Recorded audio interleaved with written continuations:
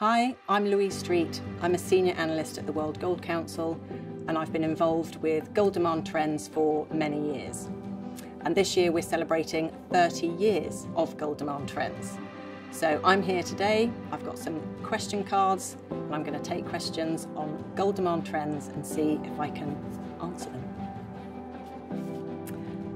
How does the first ever GDT report compare to today's GDT? Well, for starters, I guess it was probably written on a clunky old word processor rather than a, Swish laptop. It would have been in hard copy, and in fact, I've got a copy here. Not sadly of the very first one, but I've got the second one ever, and it looks pretty different from what we produce today. And it was quite different. It was a different market back then. Lots happened in the gold market over the last 30 years. For one thing, we didn't include India in the report. And to think that today's gold demand trends wouldn't include India is just incredible. It's one of the biggest markets in the world. So, yeah, it was a very different beast back 30 years ago when it was first introduced. We've come a long way. How long have you been the author of GDT?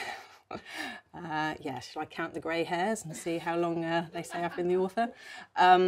So I very first joined the World Gold Council in 2001. I haven't been there consistently since then, but I was involved in gold demand trends at that time. And then since, I guess, 2008, really now, I've been the main author. I mean, it's a very important point to say that I am not the only person involved. It's a big team effort. There's lots of written contributions from other people as well. But in terms of a consistent kind of author and project manager of gold demand trends, guilty as charged. So that's 14 years.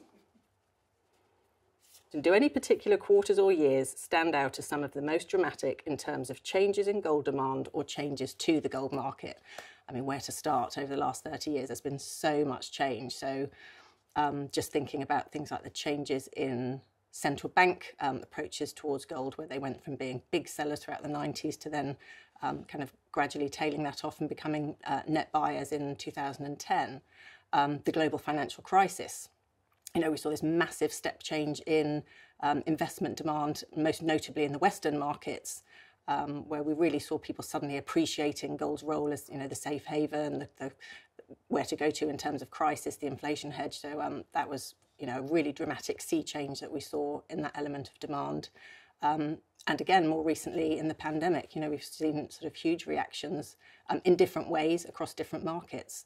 Interestingly, when the pandemic was first happening, we saw Thailand bar and coin investors using it for, really why people buy it. They sold in order to relieve their really difficult economic circumstances. So yes, those would be three kind of instances, I would say, where there have been dramatic changes in demand or changes in the dynamics of the market. In the last 30 years, what stands out as a catalyst moment for gold demand?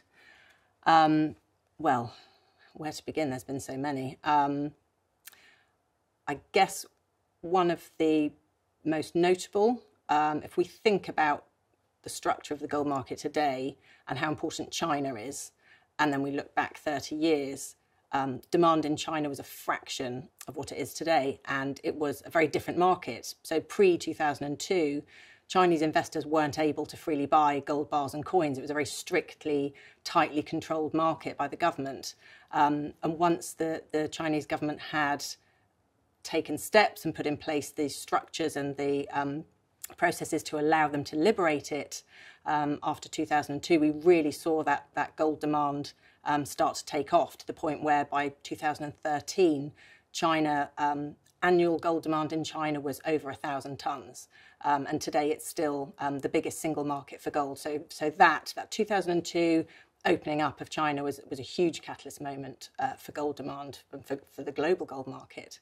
And interestingly, it sort of broadly coincided with the introduction of gold-backed ETFs in 2003, where we saw, this new method of investing in gold, opening up an avenue for particularly large-scale investors, and it unleashed this whole new wave of demand, which again, since then has sort of completely changed the structure of the gold market and introduced another avenue for people to hold gold as an investment. what's your favourite section, or what do you find most interesting to write about investment, jewellery, technology or central banks? So important disclaimer at that point, I might be the main author, but I'm certainly not the only author. I mean, I've been the most consistent one over the last 14 years, but it's, as I said before, really such a team effort. And I definitely don't single-handedly write the whole thing from start to finish. That being said, I have obviously at points been involved in writing all of those sections. In terms of my favourite, I mean, I really like writing about investment because to me, I love understanding and getting under the skin of why people buy it and what's driving them to buy it. That's why I find kind of some of the supporting consumer research that we do so interesting. But I also really like, I co-wrote the technology piece with Trevor Keel. And I find that so interesting because it's really brings home how gold touches all of us in part of our everyday life without us even thinking about it. And it sort of is those, it's that realisation that everything you use to do your work, provided you're in an office job, I guess, will contain gold.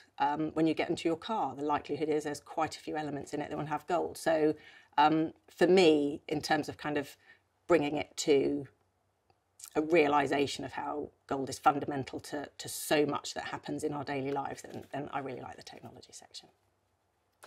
What key trends are on the horizon for the gold market and gold demand in the next 30 years? If I knew that, I would be a rich person. It's really difficult to say. I mean, we've seen from the monumental change over the last 30 years that it's such an evolving marketplace. I mean, obviously, as the World Gold Council, we would hope that demand will have grown and that people will be even more clearly recognising gold's role as a strategic asset and that everybody should own some in some shape or form as part of their investment portfolio. I would think it will remain an important reserve asset among the central banks of the globe. And of course, we're going to be still liking to adorn ourselves with it. How many hours do you think you spent writing gold demand trends? Oh, crikey. That's a question. So what did I say? I've been writing it for 14 years. How many editions is that? 56. Call it 60. Probably spend about 3 days, a quarter writing, I guess. So some quick maths. What would that be? 180. 180 days? Is that good enough? Do I need to convert it to hours? Please say no. What keeps you motivated and interested in gold demand? Well, gold is just such a fascinating subject. You know, every time I have a conversation with someone new who asks me where I work and I say the World Gold Council, their eyes light up and their ears prick up and, you know, you just get bombarded with questions. It's just something that pretty much everyone finds really fascinating, and I'm definitely no exception. And, you know, having talked about and reflected on a lot of what we've seen in terms of the changes in the market over the last 30 years or even over the last, 14 since I've been doing this, it's constantly evolving, it's constantly changing and developing, and so there's always something new, and it's just really interesting. So yeah, that's what keeps me motivated and interested. What's the most memorable feedback you've received over the years? Oh, gosh, there's been a lot, generally positive. I guess one that springs to mind actually that was in the relatively recent past was after the first edition that we produced when we were in lockdown. So we were locked down, I think, only about 5 weeks before we had to publish and launch the next Gold Demand Trends, which would have been Q1 2020 issue.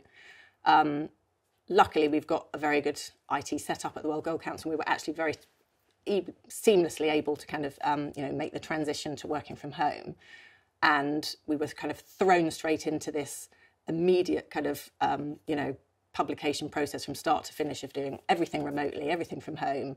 And I think we did it really well. And actually, we had some very good feedback from one of our long-term contacts in the industry. He's a market analyst who's been doing the job. He's had a long and illustrious career, and he's attended every Gold Demand Trends briefing, probably not for the last 30 years. He wouldn't thank me for saying that, but certainly for since I've been doing it. And he wrote to say that it was the best he'd ever seen, and that, you know, for someone who'd seen us kind of doing this seamlessly, year in, year out, quarter after quarter, he said he was really, really impressed by the quality of what we managed to produce that quarter. So yeah, that was nice. That meant a lot. What's your favourite part of the process? Am I allowed to say when it's done and dusted? No, really. I really enjoy the conversations and the meetings that we have, both internally and with external contacts, to kind of you know, really get that insight into what's been happening in the markets, you know, what people are seeing. But I love writing, as anyone who works with me will know. The written word is a bit of a passion of mine. The boys have been known to refer to my desk as Dictionary Corner, and as far as I'm concerned, that's a compliment. So yeah, I like the writing. What keeps you up at night when it comes to GDT? I have to say not a lot stops me from sleeping, but I will quite often wake up in the early hours of the morning in a cold sweat, realising that I haven't sent somebody a particular document that they needed to have, or I haven't sent the content for the distribution email that's needed to tell the whole world about gold demand trends. So yes, there's a lot of moving parts. So it's the project management side of things that can sometimes trip me up, and that will be, yeah, what wakes me up, realising that I haven't done that particular thing. And actually, I should say at this point, my colleagues are all really nice, and they know that I'm so busy during gold demand trends, they try not to pester me, despite me continually saying to them, please tell me if I don't forget something, or if I do forget something, because I need you to, because otherwise I just won't remember.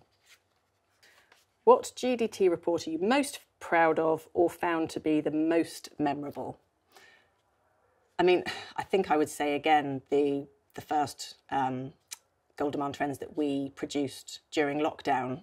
For me, it really was memorable in terms of adjusting to this whole new way of life, feeling that we actually managed to pull together and do it really well. And also because on the day that we were publishing and I was giving global presentations, the council decided to dig up the road outside the house with the noisiest machine you've ever heard. So I was struggling to kind of soundproof all the rooms in the house to not disturb the analyst presentation that I was giving, which hopefully I managed to do. If you could change anything about GDT, what would it be? The obvious answer is to say make it less time pressured, but then I think everyone works well to a deadline. You need that pressure to sort of maintain the momentum. I think it would be that I would just have more resources to throw at it, to really feel like we could get into more markets, the smaller markets where currently we don't have the resources to dedicate to it, to really kind of beef up the knowledge even more than we managed to cram in already. So yeah, any kind of enhancement from that point of view for me would be welcome. And that's it. That's a wrap.